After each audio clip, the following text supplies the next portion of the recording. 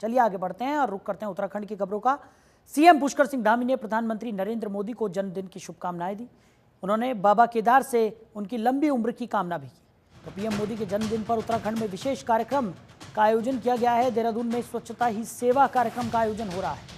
तो स्वच्छता ही सेवा कार्यक्रम में सीएम पुष्कर सिंह धामी भी शामिल हुए। सीएम ने मैराथन दौड़ का भी फ्लैग ऑफ किया। तो मुख्यमंत्री पुष्कर सिंह धामी ने प्रधानमंत्री नरेंद्र मोदी को जन्मदिन की बधाई दी।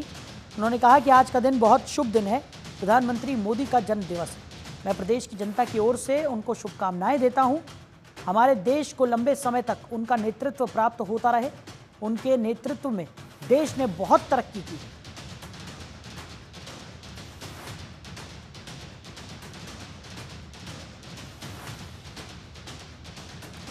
तो सीएम पुष्कर सिंह धामी ने प्रधानमंत्री नरेंद्र मोदी को उनके जन्म दिवस पर शुभकामनाएं दी। साथ ही साथ बाबा केदार से उनकी लंबी उम्र की कामना करते हुए भी सीएम पुष्कर सिंह धामी नजर आए।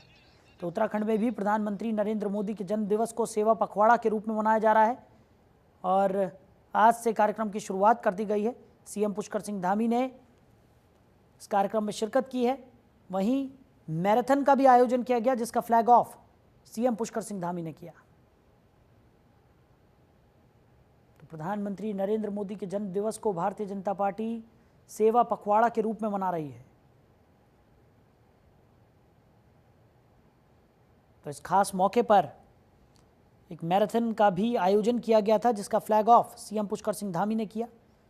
वहीं कई खास कार्यक्रमों का आयोजन भी उत्तराखंड में किया जा रहा है, जिसमें सीएम पुष्कर सिंह धामी ने भी शिरकत की है। तो प्रधानमंत्री नरेंद्र मोदी को जन्म दिवस की शुभकामनाएं देते हुए सीएम पुष्कर सिंह धामी नजर आए। उन्होंने बाबा केदार से प्रधानमंत्री नरेंद्र मोदी की लंबी उम्र की कामना भी की।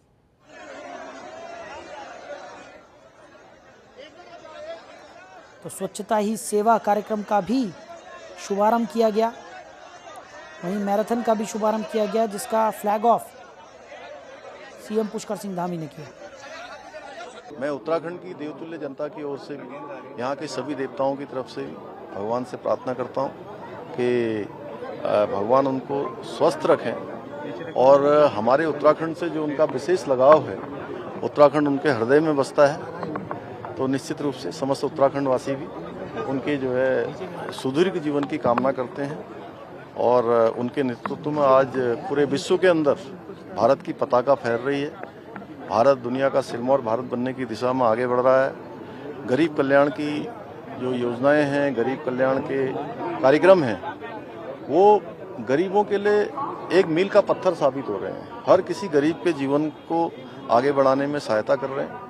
ऐतिहासिक जो निर्णय उनके समय में लिए गए हैं, वो भारत को नई दिशा देने वाले निर्णय हैं और लंबे समय तक उनका नेतृत्व हमको मिलता रहेगा। तो निश्चित रूप से विकसित भारत का जो उनका संकल्प, वो संकल्प भी पूरा होगा। हम सब आज के दिन यह भी संकल्प लेते हैं कि जो उन्होंने भारत को विकसित बनाने का संकल्प लिया है, उसमें हर एक उत्तराखंड वासी अपना योगदान दे। उधर सीएम पुष्कर सिंह धामी का राज्य की जनता को बड़ा तोहफा देखने को मिला। 50% सब्सिडी देने का ऐलान सीएम पुष्कर सिंह धामी ने कर दिया है। तो बिजली के दाम में 50% सब्सिडी मिलेगी। 100 यूनिट तक बिजली खर्च करने पर 50% की सब्सिडी का ऐलान किया गया है। तो हिमालयी क्षेत्रों के लिए 200 यूनिट तक की छूट है।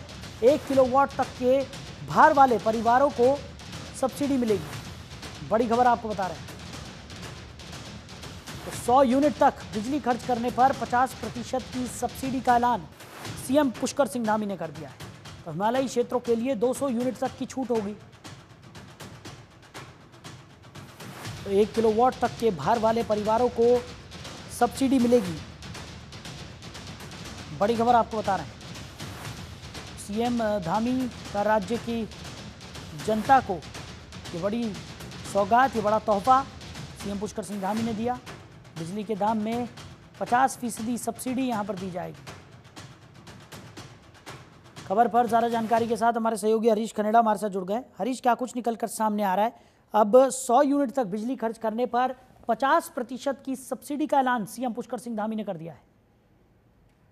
देखिए साहिल, जिस तरह से मुख्यमंत्री पुष्कर सिंह धामी ने राज्य की जनता को एक बड़ा तोहफा देने का काम किया है, लगभग 50% जो सब्सिडी है उसका ऐलान प्रदेश में हुआ है, बिजली के दामों में जिस तरह से लगातार इजाफा हो रहा था, उसमें अब जो 50% सब्सिडी है, वो 100 यूनिट तक जो बिजली खर्च करने वाले उपभोक्ता हैं उनको 50% सब्सिडी दी जाएगी। और इसके अलावा जो पहाड़ी क्षेत्र हैं, खासतौर पर हम ऊंचाई वाले इलाके अगर हैं, पहाड़ी जनपदों की अगर बात करें, तो वहां पर 200 यूनिट तक की जो छूट है, वो 1 किलोवाट तक के जो हर परिवार हैं उनको सब्सिडी के तौर पर दिया जाएगा। तो निश्चित तौर पर बहुत बड़ा तोहफा इसे मान सकते हैं, क्योंकि 50% जो सब्सिडी है वो तमाम उपभोक्ताओं को मिलेगी। जिस तरह से लगातार बिजली की दरों में जो इजाफा हो रहा था, और अब जैसे ठंड का मौसम अब आने वाला है, ऐसे में तमाम जगहों पर लोग बहुत ज्यादा कंज्यूम इस समय बिजली को करते हैं, तो निश्चित तौर पर इससे कहीं ना कहीं लोगों को एक बड़ी राहत यहाँ पर मिलती हुई दिख रही है। जी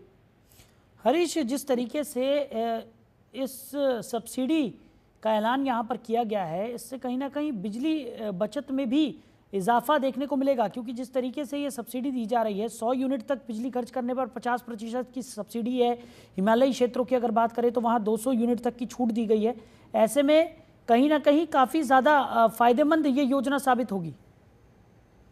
तो देखिए, क्योंकि एक बड़ा ऐलान मुख्यमंत्री की तरफ से किया गया है, मुख्यमंत्री पुष्कर सिंह धामी ने जनता को एक बड़ा तोहफा यहाँ पर दिया है। जिस तरह से हम मैदानी क्षेत्रों की बात करें तो जो 100 यूनिट बिजली यहाँ पर कंज्यूम करते हैं उनको राहत यहाँ पर देने का काम किया है। उसके अगर हम पहाड़ी क्षेत्रों में अगर बात करें तो जो हिमालय क्षेत्र हैं, खासतौर पर हम पहाड़ी इलाकों की बात करें, जैसे चमोली, रुद्रप्रयाग, टिहरी, पौड़ी, उत्तरकाशी, इसके अलावा पिथौरागढ़, चंपावत, अल्मोड़ा, इन जगहों की अगर बात करें तो यहाँ पर भी जो 200 यूनिट जो बिजली कंज्यूम करेंगे जो लोग, उनको भी यहाँ पर 1 किलोवाट तक का जो भार है और उसको देने का काम सरकार की तरफ से किया गया है।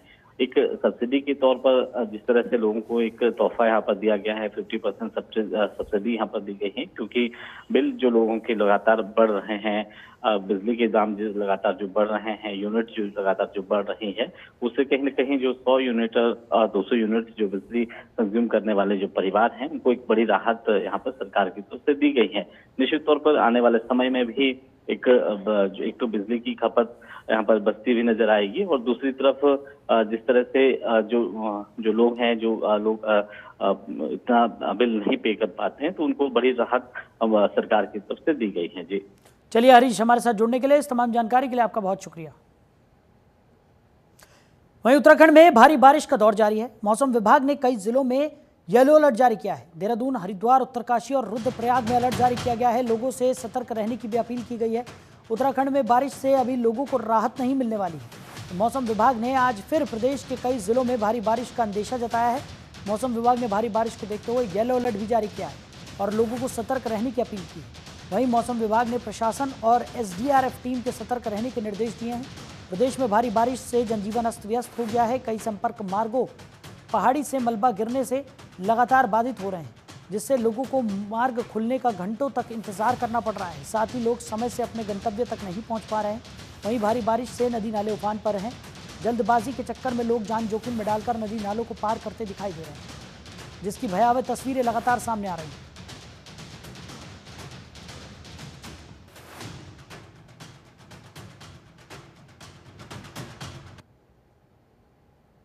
तो उत्तराखंड में भारी बारिश का दौर देखने को मिल रहा है।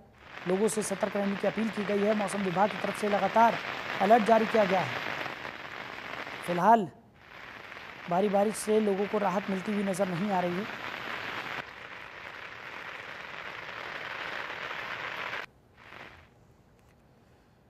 उधर मुख्यमंत्री पुष्कर सिंह धामी ने बारिश और भूस्खलन की वजह से बंद सड़कों को 2 दिन के अंदर खोलने के निर्देश दिए हैं। साथ ही लापरवाही करने पर सख्त कार्रवाई की चेतावनी भी दी है।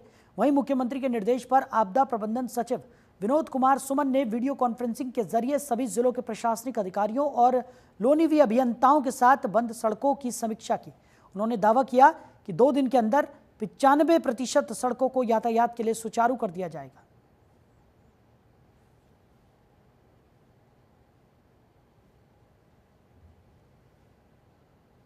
देखिए, जो बरसात का मुख्य समय था लगभग निकल चुका है। अब जो अभी IMD द्वारा जो प्रेडिक्शन दिया गया है उसके अनुसार अब बहुत अधिक बरसात नहीं होनी है। बरसात थोड़ा बहुत होती रहेगी। बहुत ज़्यादा बरसात या तोड़ फोड़ वाली बरसात या लैंडस्लाइड वाली बरसात संभावना कम है, लेकिन मौसम का वो स्वरूप बदलता रहता है।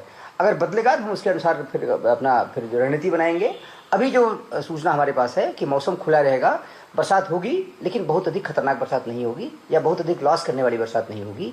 अब दूसरी प्राथमिकता हमारी है जो सड़कें बंद हैं उसको खोलने के लिए। उसको खोलने के लिए जैसा मैंने पहले बताया, माननीय मुख्यमंत्री जी द्वारा स्पष्ट रूप से सभी को निर्देशित किया गया है कि जो भी सड़कें बंद हैं त्वरित गति से खोला जाए। उसके क्रम में सभी जिलाधिकारी, सभी हमारे विभागीय अधिकारी, चाहे एनएच के अधिकारी हों, चाहे पीडब्ल्यूडी को हों, चाहे बीआरओ के हों या पीएमजीएसवाई के हों, सभी के द्वारा प्रयास किया जा रहा है। उसके क्रम में आज मेरे द्वारा एक बैठक रखी गई है। हमारा प्रयास होगा कि जो रास्ता जितने समय में, न्यूनतम समय में खुल सकता है उसमें खुल जाए, उसके लिए कार्रवाई। तो खबर पर ज्यादा जानकारी के साथ हमारे सहयोगी संजय पुंडीर हमारे साथ जुड़ गए हैं। संजय, क्या कुछ निकलकर सामने आ रहा है? सीएम के निर्देश पर सभी जिलों से रिपोर्ट मांगी गई है और बंद सड़कों को खोलने की जो कवायद है वो तेज होती हुई नजर आ रही है।